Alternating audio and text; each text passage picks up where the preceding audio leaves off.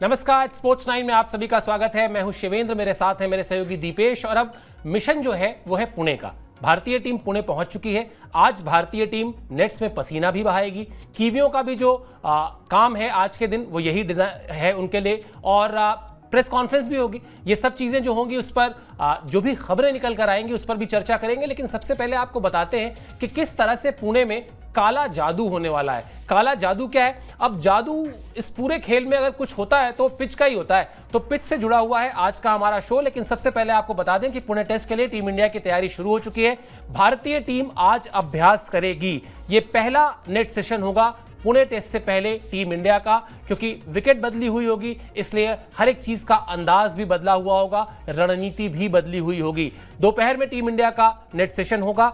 MCA stadium है पुणे का, बड़ा ही शानदार स्टेडियम है। वहां भारतीय टीम एक नई उम्मीद, एक नई उमंग और तरंग के साथ अपनी तैयारियों को शुरू करेगी। क्योंकि मैं हमेशा कहता हूं कि किसी चीज का रिजल्ट अगर आप बेस्ट नहीं ले आ पाए तो कोशिश हमेशा यही होनी चाहिए कि सेकंड बेस्ट के लिए ट्राई करें। हाथ पर हाथ रखकर बैठ जाने से, हताश हो जाने से या निराश हो जाने से कुछ नहीं हो सकता। तो बेंगलुरु टेस्ट चला गया, वो बात खत्म हो गई। बीती ताही बिसार दे आगे की सुधिले, उस हिसाब से देखा जाए तो अब जो पुणे टेस्ट है वहां से एक बार फिर इस सीरीज में आपको वापस आना है। और वापस आना है तो उसके लिए जो प्रोसेस है उस प्रोसेस की शुरुआत दीपेश आज से हो जाएगी। बिल्कुल सर, आज से हो जाएगी। अब वो बात कहीं ना कहीं उसको पीछे छोड़ के आगे बढ़ना होगा। बहुत ज्यादा हम अंदाजा लगाए बैठे थे कि 3 टेस्ट मैच हमको जीतने हैं न्यूजीलैंड के अगेंस्ट, कैसे भी 2 हमने बांग्लादेश के अगेंस्ट जीत लिए थे। लेकिन ऑब्वियसली कुछ रीजंस की वजह से हमारी जो स्टार्ट था वो बहुत अच्छा नहीं रहा इस टेस्ट सीरीज का। शुरू से ही, पहले दिन से ही मतलब 46 रन बनाने के बाद, अब मैं ये भी नहीं कहूंगा सर कि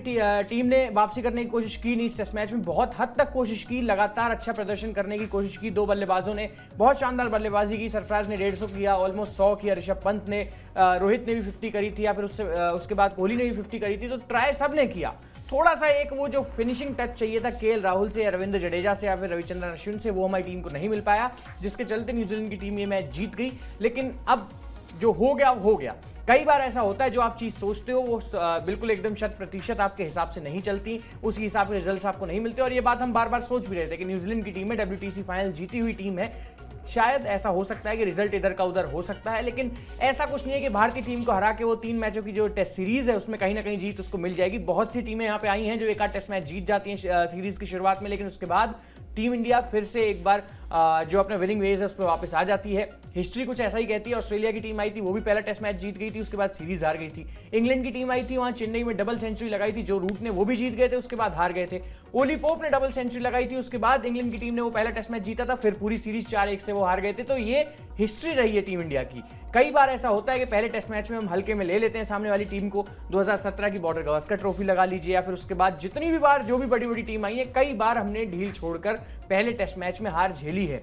अब ये थोड़ा सा भारी हम पे पड़ सकती है WTC के फाइनल को देखते हुए, लेकिन अब जो बीत गया सर वो बीत गया। उसके बारे में सोच के रिग्रेट करने का कोई मतलब नहीं है। चीजें अभी भी बहुत हद तक हमारे हाथ में हैं, कोई टेंशन वाली बात नहीं है। और शायद इसी वजह से ये जो पुणे का टेस्ट मैच है बड़ा इंपॉर्टेंट भी हो जाता है, क्योंकि अब यहां अगर गलती हुई या चूक हुई अपनी तरफ से कोई भी, तो सीरीज चली जाएगी सर। ये बहुत बड़ी बात है। बिल्कुल, ये बहुत बड़ी बात है और इसीलिए चुनौती भी बड़ी है।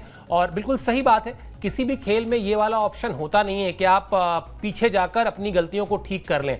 मैदान में उस वक्त जो गलतियां हो गई तो वो हो गई, और उस मैच में ही अगर आपने उसको सुधार लिया तो सुधार लिया। बेंगलुरु में भारतीय टीम ने कोशिश की उस गलती को सुधारने की। जो बात दीपेश अभी कह भी रहे थे, पहली पारी में 46 रन पर ऑल आउट होने के बाद किसी ने सपने में नहीं सोचा होगा, यहां तक कि प्लेयर्स ने नहीं सोचा होगा, यहां तक कि न्यूजीलैंड की टीम ने नहीं सोचा होगा कि दूसरी पारी में यही टीम एक ऐसी जगह पर पहुंच जाएगी जहां से लगने लगेगा कि जीत के दरवाजे पर वो खड़ी है। लेकिन वहां पर केएल राहुल का आउट होना, वहां पर पुछल्ले बल्लेबाजों का रन ना जोड़ना, और फिर वो जो आपको बढ़त मिली थी उस बढ़त का धीरे धीरे न्यूजीलैंड के पक्ष में चले जाना और मैच का हाथ से निकल जाना। बावजूद इसके, जैसा दीपेश ने कहा, मैं उनसे बिल्कुल सहमत हूं, पैनिक होने की जरूरत नहीं है, क्योंकि अभी सीरीज आपके पास बची हुई है। 3 मैच में से 1 मैच चला गया है, लेकिन सेकंड बेस्ट यानी 2-1 से सीरीज को जीतने का मौका अब भी आपके पास है, और इसीलिए उस तरफ कदम बढ़ाना चाहिए। लेकिन हाँ, चुनौती बढ़ी है, इसमें कोई दो राय नहीं है। चुनौती क्यों बढ़ी है? क्योंकि जैसा अभी दीपेश कह भी रहे थे कि ये जो पहले टेस्ट मैच की हार है वो बहुत गंभीर नहीं है, लेकिन वो गंभीर तब हो जाएगी अगर पुणे में भी भारतीय टीम टेस्ट को गंवा देती है। कोई गड़बड़ यहां पर नहीं होनी चाहिए और इसीलिए टीम इंडिया की जो नजर होगी वो हर हालत में जीत पर होगी। बेंगलुरु में जो बल्लेबाजी थी पहली पारी की वही भारी पड़ी, जिसका जिक्र अभी मैं कर भी रहा था कि सिर्फ 46 रन पर भारतीय टीम सिमट गई थी। अगर वहां पर 150 रन 200 रन भी भारतीय टीम ने बना लिए होते तो शायद उस टेस्ट मैच का नतीजा अलग होता। लेकिन खेल है और खेल में शायद किंतु परंतु इस तरह के शब्दों का इस्तेमाल वर्जित होता है, नहीं करना चाहिए। मजबूरी है, हम लोग कर लेते हैं कि अगर ऐसा हो गया होता, अगर ऐसा हो गया होता। जो हो गया होता वो हो चुका है। पुणे टेस्ट भारतीय टीम हार चुकी है और माफ कीजिए, बेंगलुरु टेस्ट भारतीय टीम हार चुकी है और पुणे में अब गलतियों को सुधारने का वक्त है। वैसे अगर एक कप्तान के तौर पर आप देखें दीपेश, या एक यूनिट के तौर पर देखें, सिर्फ कप्तान छोड़ दें, आप एक यूनिट के तौर पे देखें, तो रोहित की इस बात में बहुत दम है कि अगर पूरे टेस्ट मैच में आप देखिए तो वो जो 3 घंटे का खेल शुरुआत में वो हाथ से जो निकला हम उसी को पकड़ते रह गए, वरना अगर वहां पर वही 150-200 रन भी हो गए होते तो शायद ये हालत नहीं होती। अब उसमें नहीं जा रहे हैं, लेकिन फैक्ट ये है कि उस हार के बाद भी भारतीय टीम में कोई शोल्डर डाउन नहीं होगा, खिलाड़ियों के कंधे झुके हुए नहीं होंगे। सबको ये लग रहा होगा कि हाँ ठीक है, एक सेशन खराब चला गया हमारा, इसलिए अब हम पूरी टीम को कोसने लगे, अपने आप से भरोसा खो दें। ये सब करने की भी जरूरत नहीं है। अभी सारे नतीजे जो है बहुत आराम से आपको जो 2 मैच बचे हुए हैं उसमें बेहतर रास्ते पर जाते दिखाई देंगे। बिल्कुल सर, और ये होना भी चाहिए। मतलब अब यहां से, क्योंकि बात ये है ना कि आपने सब कुछ नहीं खोया है, आपके पास पाने के लिए बहुत कुछ है और अगर पीछे वाली चीजों को बार बार सोच कर दिमाग में रख कर हम अगले टेस्ट मैच में उतरेंगे तो फिर नुकसान भारी हो सकता है। और ये बात आपकी बिल्कुल सही है। ऐसा कुछ नहीं है कि बहुत डोमिनेटिंग पोजीशन में न्यूजीलैंड ने हमको हराया हो या फिर एक गलती हमसे हुई जो एक 3-4 घंटे का जो समय था वो हमारे हिसाब से नहीं रहा, चाहे उसमें आप टॉस में भी गलती मान लीजिए, बल्लेबाजी की गलती मान लीजिए, या फिर जो 46 से 150 पहुंचने की बात है। मैं तो खैर सर, जिस तरह की जो टीम का स्टैंडर्ड है, WTC फाइनल में टॉप पे है या फिर वर्ल्ड अभी आप टेस्ट रैंकिंग में भी देखेंगे तो वहां भी टॉप पे है, तो मैं तो सर 150 से भी सेटिस्फाई नहीं होता। टीम तो 300-400 वाली है बिल्कुल, क्योंकि गलती आपसे लेकिन एक 46 की हो गई तो एक दिमाग में एक छोटा सा फिगर बन रहा है कि 150 तक भी पहुंच जाते तो शायद ऐसा हो जाता कि हम ये कर लेते या वो कर लेते। बट अब जो बीत गया वो बीत गया, क्योंकि गलती एक वो हो गई, उसके बाद एक छोटी सी गलती हो गई। 207-8 रन पे उनके 7 विकेट गिराने के बाद हमने 400 रन बोर्ड पे लगवा दिए। टीम साउदी से हमने बहुत रन खाए, रना बॉल खाए, उसके अलावा रचिन रविंद्रा को आउट करने में हमारे स्पिनर्स नाकामयाब रहे। तो उस चीज को भी देखते हुए 2 वहां हो गई और तीसरी सबसे बड़ी गलती जो बल्लेबाजों ने एक अच्छा खासा स्कोर बोर्ड पे लगा दिया था, उसमें एक फिनिशिंग टच जो ऐड करना था वो केएल राहुल वहां कहीं ना कहीं चूक गए, जिस वजह से हम ये टेस्ट मैच हार गए। और ये बात सर बार बार यहाँ लाइव शो में कहते हैं कि सेशंस का गेम होता है, टेस्ट मैच 5 दिन का खेल होता है, तभी हम ये बार बार कह रहे हैं कि 46 रन पे ऑल आउट होने के बाद भी टीम इंडिया के पास 5वें दिन तक भी चांस था इस टेस्ट मैच को जीतने का, और शायद इसी वजह से इसको टेस्ट कहा जाता है। लेकिन गलती हो गई न्यूजीलैंड की टीम, सही बात है। एक जो उन्होंने फायदा उठाया था 46 पे ऑल आउट करके, उसके बाद फिर उन्होंने पीछे मुड़ के देखा नहीं। छोटी छोटी गलतियां हुई न्यूजीलैंड की तरफ से, लेकिन वो इतनी बड़ी नहीं थी कि टीम इंडिया ये टेस्ट मैच वहां से जीतने में कामयाब हो जाए। लेकिन एक और बात है, यहीं पर अगर कोई और टीम होती, अगर बाई चांस वही बांग्लादेश की टीम होती जो अभी यहाँ महीने भर पहले खेल के गई है, तो हम ये टेस्ट मैच 46 पे ऑल आउट होकर भी जीत जाते, ये पक्की बात थी। लेकिन फिर न्यूजीलैंड के स्टैंडर्ड्स को देखते हुए थोड़ा सा मुश्किल काम था और कंधे नहीं झुकने चाहिए, जैसा सर ने बताया। अभी कंधे इसलिए भी नहीं झुकने चाहिए क्योंकि आपको इतना भरोसा होना चाहिए, एक सेशन की गलती हो सकती है, फिर 3-3.5 घंटे आपके एक टेस्ट सीरीज में खराब हो सकते हैं, लेकिन इसका ये मतलब नहीं है कि सामने वाली टीम इतनी मजबूत है कि बार बार आपको 46 पे ऑल आउट कर देगी। तो ये सब चीजें देखते हुए सर हाँ है कॉन्फिडेंस अभी भी कि दूसरा टेस्ट मैच हम पुणे में किसी भी कंडीशंस में जीत लेंगे। हालांकि सुनने को तो यही मिल रहा है कि पिच थोड़ी सी अलग हो सकती है बेंगलुरु टेस्ट से, उस पर भी आएंगे आगे, लेकिन जो भी कंडीशंस हो, पिच अलग हो या ना हो या फिर वही कंडीशंस हो जो अभी बेंगलुरु में थी, हम इसके बावजूद भी इतना दम रखते हैं सर कि इस टेस्ट सीरीज में हम बराबरी करेंगे और बराबरी करने के बाद जो तीसरा टेस्ट मैच है वो जीतेंगे। बिल्कुल, और ये जो विश्वास है दीपेश का, यही विश्वास भारतीय टीम का भी है, यही विश्वास उसके फैंस का भी है। जब ऑस्ट्रेलिया में हम लोग 36 पे ऑल आउट हुए थे, 36 पे ऑल आउट होकर अगला टेस्ट मैच जीत सकते हैं, तो भारत में 46 पर आउट होकर तो टेस्ट सीरीज जीत सकते हैं, टेस्ट सीरीज जीत सकते हैं, तो यहाँ भी टेस्ट सीरीज जीतेंगे। और यही कुछ इंटेंट, ऐसा ही कुछ भावना कप्तान रोहित शर्मा की भी है। उन्होंने क्या बयान दिया था हारने के बाद, वो बयान आपको दिखाते हैं और बताते हैं कि आखिर क्यों वो बहुत रेलेवेंट है। वो कह रहे हैं हमारी टीम लड़ना जानती है, हमारी टीम मैच में बने रहना जानती है, हम विरोधी टीम को आसानी से मैच देने वाले नहीं हैं। पिछले टेस्ट में पहले दिन हमारे पक्ष में कुछ भी नहीं गया, दूसरे दिन का खेल शुरू हुआ तो हम यही सोच रहे थे कि हम न्यूजीलैंड को बहुत ज्यादा आगे जाने नहीं देंगे, लेकिन रचिन रविंद्र और टिम साउदी के बीच साझेदारी ने न्यूजीलैंड को हमारी सोच से बड़ा स्कोर बनाने का मौका दिया। लेकिन दूसरी पारी में हमने शानदार बल्लेबाजी की और एक ऐसा वक्त आया जब लगा कि हम मैच में आगे हैं। ऐसा लगा ही नहीं कि हम 350 रन पीछे हैं। मुझे इस बात का बहुत गर्व है, बिल्कुल गर्व है, और यह गर्व होना भी चाहिए एक कप्तान के तौर पर। जिस तरह से उन्होंने खुद शुरुआत की थी दूसरी पारी में, जिस पॉजिटिव फ्रेम ऑफ माइंड के साथ खेल रहे थे, बहुत ही ज्यादा अनलकी थे जिस तरह से वो आउट हुए। मतलब शायद इससे खराब किस्मत नहीं हो सकती। अगर आपको आउट होना है ना तो इससे खराब आप आउट नहीं हो सकते। और एक इंटरनेशनल प्लेयर रोहित शर्मा के कद का अगर उस तरह से आउट हो जाता है तो यह दिखाता है कि कहीं ना कहीं किस्मत साथ में नहीं थी। दीपेश, हम लोग लगातार मैच की जब एनालिसिस कर रहे थे तो हम लगातार बात कर रहे थे कि भाई पहली पारी में 46 पर ऑल आउट हो जाना, या फिर वो जो टॉस में हमसे एक गलती हुई पिच रीड करने में, रोहित शर्मा ने जो एक्सेप्ट भी किया, उसी से जुड़ा दूसरा पॉइंट है जब आपने पिच गलत पढ़ी तो आपने प्लेइंग 11 भी गलत चुना। लेकिन ये जो एक पॉइंट रोहित शर्मा ने कहा अपने इस बयान में जो हमने अभी दिखाया कि रचिन रविंद्र और टिम साउदी के बीच जो एक पार्टनरशिप हुई, वो पार्टनरशिप छोटी मोटी पार्टनरशिप नहीं थी। वो जो आप 350 रन अचानक पीछे लग गए थे, वो असल में आपके 250 रन के आसपास, 250 के आसपास समेटा जा सकता था।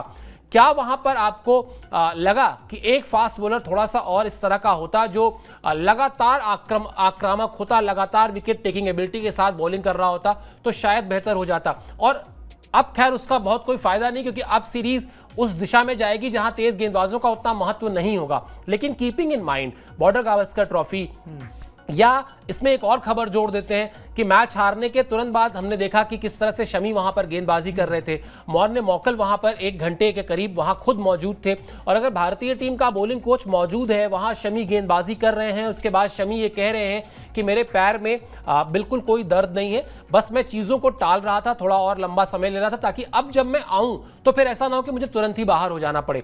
तो कुल मिलाजुलाकर अगर अब आप एक तस्वीर खींचें, चाहे वो एक बड़ी पार्टनरशिप की, चाहे वो एक तेज गेंदबाज की कमी की, चाहे वो शमी के बॉलिंग की प्रैक्टिस की, ये सब कुछ आपस में जुड़ जाता है, और जब जुड़ता है तो मुझे लगता है एक सकारात्मक तस्वीर ही बनाता है। बिल्कुल सर, पॉजिटिव अप्रोच तो है, पॉजिटिव एक कहीं ना कहीं फ्रेम ऑफ माइंड है, बट स्टिल मैं भी ये बात लगातार कह रहा था कि जो एक पार्टनरशिप लगी रचिन रविंद्र की और टिम साउदी की, वहां से वो जो स्कोर बनना चाहिए था 250 या बहुत ज्यादा 250, वो 400 के ऊपर कूद गया, तो थोड़ी सी वहां गलती हो गई। और जो ये सवाल आपने किया सर कि वहां एक फास्ट बॉलर की कमी थी, बिल्कुल थी, क्योंकि मोहम्मद सिराज अगर चल रहे हैं तो चल रहे हैं, उनका वो वाली बात है कि अगर चल गए तो बहुत अच्छी बात है, गुच्छे में 3-4 विकेट आपको लेके दे देंगे, अगर नहीं चलते तो बुमराह बहुत अकेले पड़ जाते हैं। और ये एक बार ये सिचुएशन नहीं हुई, कई बार हुई है, लेकिन जब मोहम्मद शमी टीम में होते हैं तो वो सिचुएशन सर क्रिएट नहीं होती है। कई बार ऐसा होता है जब बुमराह से विकेट नहीं निकलते, वैसे तो बहुत आप रेयर चांस ऐसा देखेंगे कि जसप्रीत बुमराह से किसी विकेट पे कोई विकेट नहीं निकाले गए, लेकिन मैं ये बात मानता हूं कि जब मोहम्मद शमी होते हैं तो वो ताकत जो होती है ना वो दुगनी हो जाती है। सिराज के केस में ये चीज नहीं है। सिराज थोड़ा सा ऐसा है कि चल गए तो चल गए, अगर वो रन खाना शुरू करते हैं तो बहुत सारे चाहे टेस्ट फॉर्मेट ही रन लुटाते हैं, और यहां यही हुआ जब उस फास्ट बॉलिंग वाली विकेट पे आपके स्पिनर्स फेल हुए। खुद रविचंद्रन अश्विन जैसे बड़े दिग्गज स्पिनर को वहां रन पड़े, और रन भी कोई थोड़े बहुत नहीं पड़े, निकल के छक्के लगाए, चाहे वो टिम साउदी ने लगाए हो या फिर रचिन रविंद्र ने लगाए हो, तो वहां थोड़ी सी टीम बैकफुट पे आ गई। और जो बात आपने सर की कि वहां एक पेसर चाहिए था आकाशदीप के रूप में, वहां एक पेसर अगर टीम के पास होता या फिर मोहम्मद शमी उतने फिट होते कि ये मैच खेल पाते, तो सिचुएशन शायद इस टेस्ट मैच की वहां से भी कुछ हो सकती थी जब हम 46 पर ऑल आउट हो गए। लेकिन ठीक है, वो पुरानी बात थी। बट आते हैं नेक्स्ट चीज पे, जो सर ने अभी बात की कि मॉर्ने मॉर्कल की देख रेख में मोहम्मद शमी लगातार तैयारी कर रहे थे, तो वो एक बड़ी पिक्चर का जो फ्रेम है ना वो अब सेट हो रहा है, क्योंकि अब यहां से आप 3 टेस्ट मैचेस तो जीत नहीं सकते, क्योंकि आप ऑलरेडी हार चुके हैं। एक जो सिचुएशन थी वो आपकी अब थोड़ा सा साइड हट चुकी है। जो हम बात कर रहे थे कि 5 टेस्ट मैच अपने घर में जीतेंगे, उसमें से हम 1 हार गए। अब आपके पास घर में जीतने के लिए बचेंगे 2 और टेस्ट मैच, यानी कुल मिला के 4। उसके बाद जो सिचुएशन बनेगी सीधे क्वालिफाई करने के लिए वो ये है कि 3 मैच आपको जीतने होंगे बॉर्डर गावस्कर ट्रॉफी के। जब जीतेंगे तो सेफली, मतलब बिना किसी टीम की मदद के, आप WTC के फाइनल में एक बार फिर से पहुंच जाएंगे। अब वो सीरीज जीतने के लिए, जैसा मैंने सर अभी कहा भी कि मोहम्मद सिराज चल गए तो चल गए, नहीं तो कोई बात ही नहीं है, फिर वो बुमराह थोड़े से अकेले पड़ जाते हैं, तो ऐसे में शमी की जरूरत पड़ेगी, और शायद इसीलिए शमी को इस टेस्ट मैच की हार के बाद ही काम पे लगा दिया गया।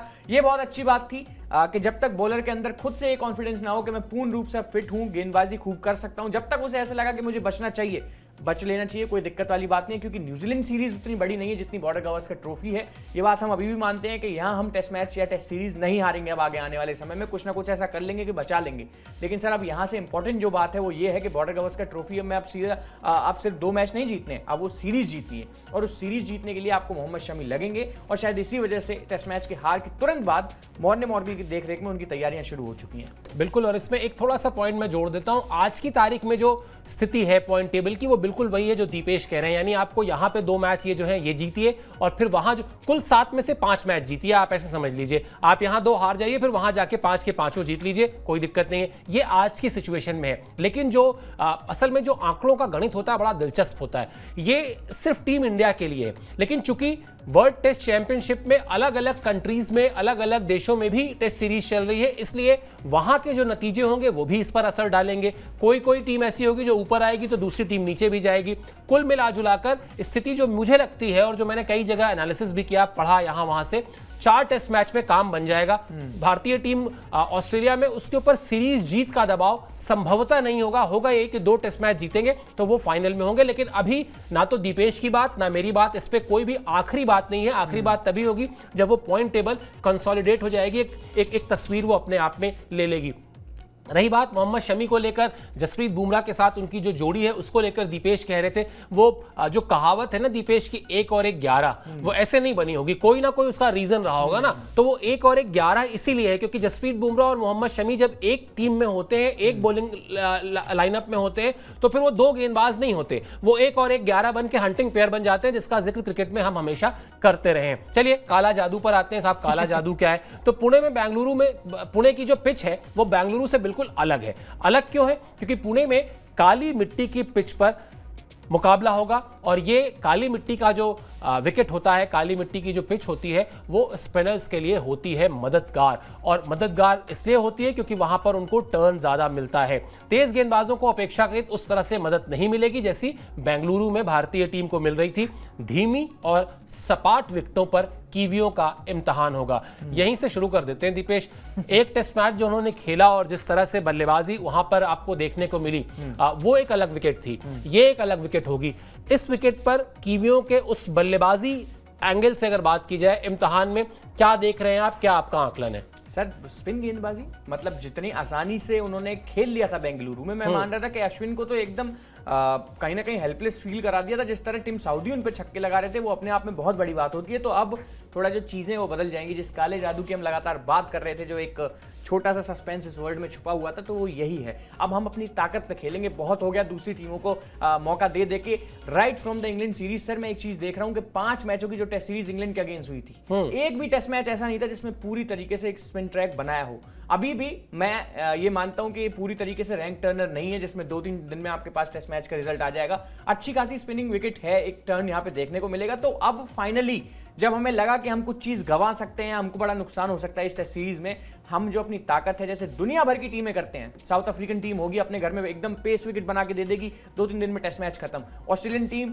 पूरी स्पॉन्जी बाउंस वाली एकदम विकेट बना के देती है जिससे उसके गेंदबाजों को फायदा मिले। इंग्लैंड में स्विंगिंग कंडीशंस होती हैं, सेम न्यूजीलैंड में बड़ी हवा चलती है, उसके साथ स्विंगिंग विकेट्स होती हैं। तो इस चीज को देखते हुए अब हम भी जो हमारी वो स्पिन ट्रैक वाली जो ताकत है उस पे गेम में फंसाएंगे न्यूजीलैंड की टीम को। और सर जो ये आपने कहा कि क्यों अलग हो सकती है बेंगलुरु से, तो उसका सबसे बड़ा सवाल यही है कि जितनी आसानी से रविचंद्रन अश्विन को लेफ्ट हैंडर्स खेल रहे थे या फिर रविंद्र जडेजा उतने बहुत ज्यादा आक्रामक नहीं नजर आ रहे थे उस विकेट पे, अब मिलेगा टर्न। अब वो 3 स्पिनर्स जो टीम में खिलाने की बात हो रही थी, या फिर 3 स्पिनर्स की पहले गलती मानी जा रही थी कि 3 स्पिनर्स क्यों खिलाए गए ऐसे विकेट पे, वही 3 स्पिनर यहां बड़े कारगर होंगे और एक के बाद एक जाल बिछाया जाएगा। चाहे आप कुलदीप यादव की बात कर लीजिए, बड़ा शानदार गेंदबाजी वो करते हैं, आपके पास एक अच्छा लेग स्पिनर होगा उनके रूप में, या फिर अगर आपने अक्षर पटेल को भी टीम में डाल दिया तो एक एक्स्ट्रा बल्लेबाज के साथ साथ एक और खतरनाक स्पिनर आपकी टीम से जुड़ जाएगा। तो अब समझ में आएगा न्यूजीलैंड को कि वो असलियत में न्यूजीलैंड में टेस्ट मैच नहीं खेल रहे, क्राइस्टचर्च में नहीं हो रहा था ये टेस्ट मैच,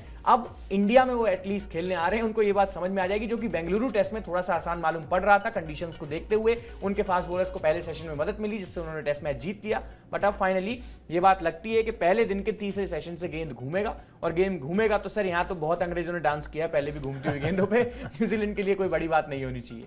बिल्कुल, और यही जो तस्वीर निकल कर आ रही है वही तस्वीर निकल कर आ भी रही है। और अब देखिए कितना दिलचस्प है। वैसे हम लोग जनरली अपने शो पर संभावित प्लेइंग 11 की बात करते हैं किसी भी मैच के लिए, लेकिन अगर आप पुणे की बात करें, जो मैच अभी उसमें अच्छा खासा वक्त बाकी है, लेकिन हर कोई ये जानता है कि 3 स्पिनर वहां खेलेंगे। दीपेश ने भी कह दिया 3 खेलेंगे, तो 3 स्पिनर खेलेंगे ये हम बता देते हैं, और उसके जो इक्वेशंस होंगे उस पर भी बात कर लेते हैं।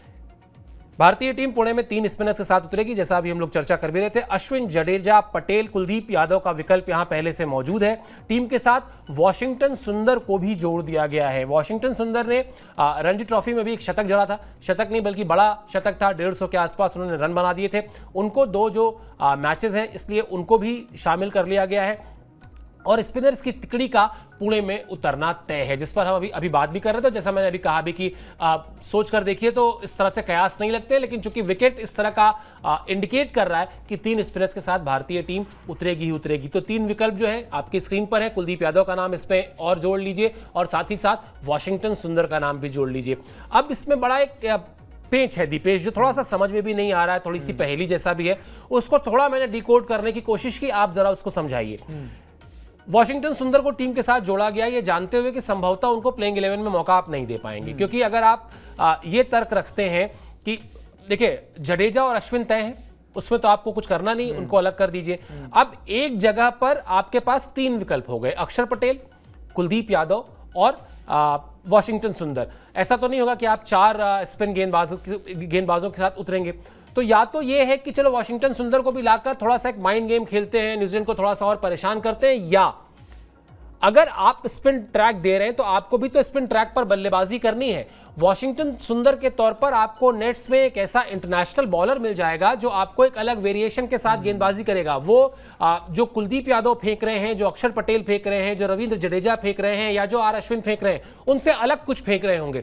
तो अपनी बल्लेबाजी को भी और ज्यादा मजबूत कर लिया जाए, अपने बल्लेबाजी को भी और ज्यादा पैना कर लिया जाए स्पिनर के खिलाफ। क्या वॉशिंगटन सुंदर इसलिए लाए गए टीम में? बिल्कुल सर, ये जो दूसरा पॉइंट है ना, इससे मैं सहमत हूं कि बात यही है, क्योंकि हमने क्या देखा कि दूसरे जो पहले टेस्ट मैच में जैसे ही पिच से थोड़ा मदद मिलनी शुरू हुई, उन्होंने ग्लेन फिलिप्स को निकाल दिया अपनी टीम में। और वो कोई बहुत ऐसा नहीं है कि रेगुलर बॉलर है उनके, लेकिन जब देखा कि पिच पे टर्न है थोड़ा बहुत, तो उन्होंने फिलिप्स को लगा दिया। फिलिप्स विराट कोहली का विकेट ले गए। क्यों? क्योंकि उनकी स्पीड में बहुत वेरिएशन था, बीच बीच में तेज मार देते थे, एक आध बॉल ढीला छोड़ते थे। वो चीज कहीं ना कहीं वॉशिंगटन सुंदर में आपको देखने को मिलेगी, एक टप्पे से लगातार वो। और बिल्कुल सर, आपने कहा कि दुनिया के बहुत ऐसे गेंदबाज कम हैं ऐसे जो वॉशिंगटन सुंदर टाइप वेरिएशन रखते हो। आप देखेंगे तेज गेंद उनको डालना आता है, आम बॉल बड़ा अच्छा है उनका, तेज एकदम पड़ता है, और टर्न तो करवाते ही हैं क्योंकि इंडिया के स्पिनर हैं। और प्लस ये चीज भी देखी गई कि सर के रणजी ट्रॉफी में अभी 200 स्कोर करके आ रहे हैं, तो उस चीज का कहीं ना कहीं टीम में अब वो माइंड गेम वाली सिचुएशन तो नहीं होनी चाहिए, क्योंकि इतना तो सर न्यूजीलैंड ने भी रीड कर लिया होगा कि ऑलरेडी इतने अच्छे अच्छे स्पिनर्स हैं। बहुत ज्यादा होगा तो कुलदीप यादव को बाहर करके अक्षर पटेल को ले आएंगे, क्योंकि वो एक डिजर्विंग कैंडिडेट है। वो बल्ले से वो काम कर लेते हैं जो आज की डेट में रविंद्र जडेजा भी नहीं करते। पीरियड इस बात पे बिल्कुल मैं कोई दो राय है ही नहीं। आज की डेट में अगर देखा जाए, अक्षर पटेल बहुत ऊपर पहुंच चुके हैं उस लीग में, तो उनको चांस मिलना चाहिए। डिजर्विंग चांस उनका होगा अगर कुलदीप यादव बाहर जाते हैं तो, वरना नहीं भी जाते हैं और वही तिकड़ी जो खेलती है उसमें भी काम बन जाएगा सर, जिस तरह की विकेट बनाई गई है। मैं अभी भी यही मानता हूं कि वॉशिंगटन सुंदर को यहां लाने का सीधा सा बात यही है कि आपको टर्निंग विकेट्स पे बल्लेबाजी करनी है। और पिछले 1 साल करीब में, 1 या 1.5 साल या 2 साल कह लीजिए, भारतीय टीम भी कोई स्पिनर्स पे उतना ज्यादा इफेक्टिव रही नहीं है, ये चीज है। और शायद यही रीजन भी रहा कि पिछले कुछ समय में हम बहुत ज्यादा स्पिन ट्रैक या रैंक टर्नर नहीं बना रहे, क्योंकि टीम इंडिया कई बार फंसी है। बहुत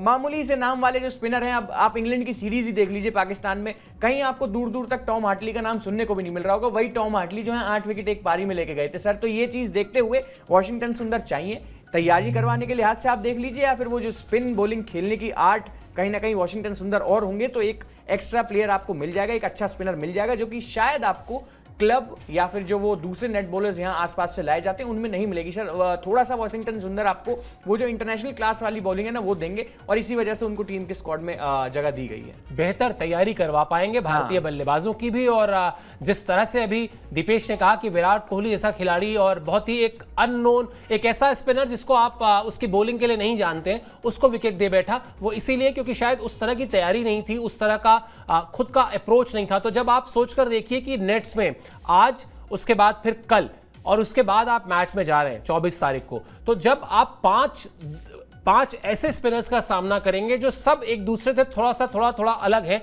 तो शायद वो जो स्पिन गेंदबाजी के जितने आयाम हो सकते हैं उन सारे आयामों को आप कवर कर लेंगे। भाई क्या ही करेगा, कोई एक फ्लिपर करेगा, जूटर करेगा, आर्म बॉल फेंकेगा, जो फेंकना है सब फेंक लो भाई, हम सबके लिए तैयार हैं। तो वही अप्रोच है कि बेहतर तैयारी हो सके, क्योंकि जो बात अभी थोड़ी देर पहले हम लोग कर रहे थे ना कि पैनिक बटन बेंगलुरु के बाद नहीं दबा है, लेकिन पुणे अब एक ऐसा टेस्ट मैच हो गया है जो क्रूशियल है। अगर आप यहां गलती कर बैठे तो फिर आप बहुत सारी गलतियां कर बैठेंगे, फिर तो सीरीज चली जाएगी, फिर उसके बाद आपके ऊपर बॉर्डर गावस्कर ट्रॉफी में दबाव जो है वो अचानक कई कुंटल का दबाव हो जाएगा, कोई छोटा मोटा दबाव नहीं होगा वो। तो वो सब अगर अवॉइड करना है तो आपको अब अपनी स्ट्रेंथ पर खेलना होगा। और जब आप पुणे की बात कर रहे हैं तो चलिए हम थोड़ा सा आपको और आगे ले चलते हैं, मुंबई भी ले चलते हैं जहां तीसरा टेस्ट मैच खेला जाना है। वहां से जो खबर आ रही है वो और इंटरेस्टिंग है। वहां की विकेट होगी लाल विकेट होगी, यानी काली मिट्टी की विकेट नहीं, वहां लाल मिट्टी की विकेट पे मैच खेला जाएगा। और लाल मिट्टी की विकेट पर एक बार फिर स्पिनर्स को मदद मिलेगी, लेकिन वहां पर थोड़ा सा बाउंस बेहतर माना जाता है। दीपेश खुद भी काफी क्रिकेट खेलते रहते हैं हमारी टीम में,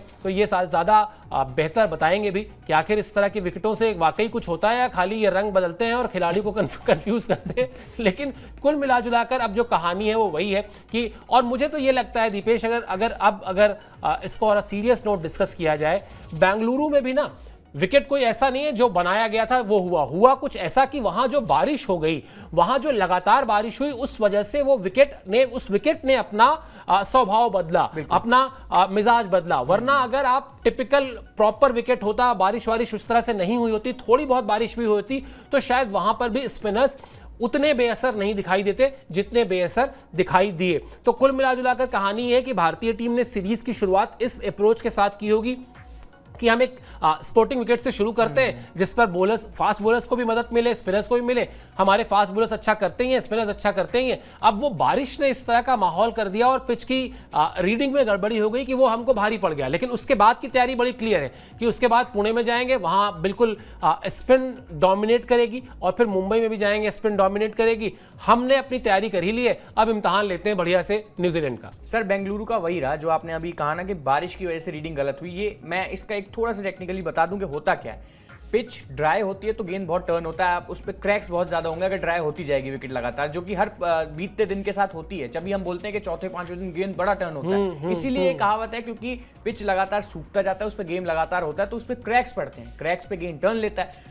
ये बेंगलुरु की विकेट में नहीं हुआ, क्योंकि आपने देखा कि 5 में से 3 दिन तो प्रॉपर बारिश जिसको कहते हैं ना वो हुई। तो उससे क्या होता है, विकेट पे नमी बनती है। तो जिन क्रैक्स को या फिर हम जिन कहते हैं कि उन चीज़ों को हम एक्सपेक्ट करते हैं कि सूख जाएगा विकेट, थोड़ा टर्न मिलेगा, वो चीज़ उस सिनारियो से निकल ही गई। इस वजह से स्पिनर्स को इतनी मदद वहां नहीं मिल पाई। स्पिन एग्जाम्पल के तौर पर हम सर देख सकते हैं वो जो 2023 वर्ल्ड कप का जो फाइनल हम हारे थे, हमने वहां भी थोड़ी गलती करी थी कि हमने जब बात हो रही थी लगातार के विकेट किस तरीके का चाहिए, तो बैटिंग विकेट वहां ना बना के हमने ऐसा ड्राई विकेट दिया जहां बॉल थोड़ा सा नीचा रहे या फिर स्पिनर्स को वहां फायदा मिले। ये चीज अब आपको देखने को मिलेगी पुणे वाले टेस्ट मैच में दोबारा से, जहां स्पिन गेंदबाजों को मदद मिलेगी, विकेट थोड़ा ड्राई रहेगा। और अभी जैसा आपने बताया कि सपाट विकेट पुणे के बाद मुंबई में मिलेगी, लाल मिट्टी की वहां विकेट होगी, बाउंस अच्छा होगा लेकिन टर्न होगा, टर्न एंड बाउंस जिसको हम कहते हैं। सचिन तेंदुलकर का आपको वो आखिरी टेस्ट मैच सर याद होगा, वहां बड़े आराम से टीम इंडिया ने जीत हासिल की थी। बहुत वहां प्रज्ञान ओझा ने 10 विकेट उस टेस्ट मैच में हासिल किया था और वो उनका आखिरी टेस्ट मैच भी था, अगर मैं अच्छी तरीके से मेरे को याद है तो ये चीज होती है। ऐसा नहीं है कि सपाट विकेट है, बाउंस अच्छा मिलेगा तो टर्न नहीं होगा, बहुत अच्छा टर्न भी होगा वानखेड़े की विकेट में। और इसके साथ साथ जो पुणे की विकेट की हम लगातार सर बात कर रहे हैं, अब यहां बारिश सीन से निकल जाएगी तो अब न्यूजीलैंड की टीम को उसका तो सहारा नहीं मिलेगा। और सहारा भी सर कितना मिल गया मैं ये जानना चाह रहा हूं ना। बारिश मिल गई, अपने हिसाब के कंडीशंस मिल गए, 46 पे आपने एक टीम को ऑल आउट कर लिया, फिर भी 5वें दिन तक ये चीज फील हो रही थी कि भारतीय टीम इस टेस्ट मैच को अभी भी यहां से जीत जाएगी, तो आपने क्या ही फायदा उठा लिया। तो बिल्कुल कंडीशंस हमारी होंगी, हमारी तरीके की होंगी और आपको खेलना होगा। अब समझ में आएगा आपको असलियत में कि आप किसी एशियन कंट्री में, स्पेशली भारतीय टीम के अगेंस्ट भारत में खेलने के लिए आए हैं, जिसको मौजूदा समय में दुनिया का सबसे मुश्किल काम माना जाता है, एक टेस्ट मैच यहां जीतना, और आपने जीत लिया। तो अब देखिए भाई हमारे भी रंग मतलब किस तरीके से हमारी टीम खूंखार होकर दूसरे टेस्ट मैच में आती है। बिल्कुल, और मैं कल ये बात कह भी रहा था कि जिस तरह से भारतीय टीम ने पहली पारी में 46 रन बनाने के बाद दूसरी पारी में बल्लेबाजी की, अगर वो नहीं हुआ होता, मान लेते हैं दूसरी पारी में हम बहुत अच्छा कर लेते, 200 सवा 200 पे आउट हो जाते, तो शायद वो जो मनोवैज्ञानिक बढ़त होती ना, वो न्यूजीलैंड के पास होती और न्यूजीलैंड की टीम के खिलाड़ियों में आपस में इस वक्त चर्चा हो रही होती कि हमने एक बार नहीं, हमने 2 बार भारतीय टीम को उसी के घर में उसी की विकेट पर बैकफुट पर ढकेला है, और अगर हम थोड़ा सा और अपने आप को इंप्रूव कर लें, थोड़ा सा और ताकत दिखा लें, थोड़ा सा और मेंटली टफ हो जाएं, तो शायद हम ये सीरीज जीत सकते हैं। लेकिन जिस तरह से उस पहले पहले 3 घंटे के खेल को निकाल दें, उसके बाद जिस तरह से पूरे टेस्ट मैच में भारतीय टीम ने डोमिनेट किया है, हारने के बाद भी कहीं से भी न्यूजीलैंड को कोई जो कहते हैं ना साइकोलॉजिकल एज, वो कहीं से नहीं मिला। तो यहां से अब जो कहानी है वो यही है कि बैकफुट पर आपको अगर कीवियों की टीम दिखाई दे जीतने के बावजूद, तो चौंकिएगा मत। यही बदलती हुई टीम इंडिया है, यही नई टीम इंडिया है, जिसका जिक्र रोहित शर्मा थोड़ी देर पहले अपने बयान में कर भी रहे थे, जो हमने आपको दिखाया भी था। तो इस नई टीम इंडिया को अपनी गलतियों को से संभलने का मौका आता है, और फिर संभलने का ही नहीं, खड़े होकर वापस जो है दौड़ने और दौड़कर जीतने का भी मौका आता है। ये अगले कुछ दिनों में साफ हो जाएगा जब पुणे टेस्ट मैच और मुंबई की टेस्ट मैच का नतीजा आएगा। रहेगी हमारी नेक्स्ट सेशन पर नजर, जिसका जिक्र मैंने शुरू में किया था। भारतीय टीम जब प्रैक्टिस करेगी, देखेंगे कि उस प्रैक्टिस सेशन से क्या कुछ निकल कर आता है। विकेट के अंदर हुए बदलाव को लेकर, बैटिंग और बॉलिंग को लेकर नेट्स में क्या बदलाव नजर आता है, ये सारी छोटी छोटी महीन जानकारियां जो है वो आपके लिए लेकर आएंगे जब शाम को आपके साथ शो में जुड़ेंगे। बहरहाल अभी के लिए हमें इजाजत दीजिए, लेकिन सब्सक्राइब जरूर कर लीजिए स्पोर्ट्स 9 को, और आप हमसे जुड़े इसके लिए मेरी और दीपेश की तरफ से बहुत बहुत शुक्रिया और आभार।